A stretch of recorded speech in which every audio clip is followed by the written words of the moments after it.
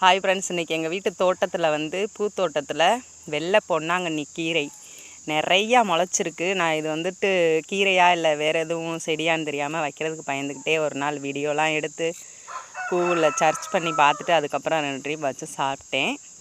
இன்றைக்கி என்னுடைய தம்பி ஒய்ஃப் புறாத்தையும் அரைச்சிக்கிட்டு இருக்கா. என்னல பண்ணுற, திருடுறியா அரைக்கிறியா? உன்னை காமிக்கலானா, நீ சால் போடலைனால செடியை மட்டும்தான் காமிக்கிறேன்.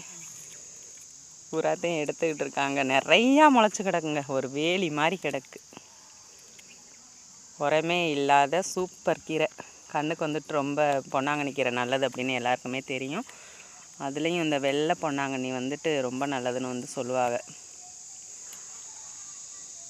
இன்றைக்கி தான் என் தம்பி வீட்டில் மத்தியானம் தானே எங்கள் வீட்டில் ஓயாமல் வைக்கிறதுனால என் மயம் பெரியவன் கத்திக்கிட்டே இருக்கேன்.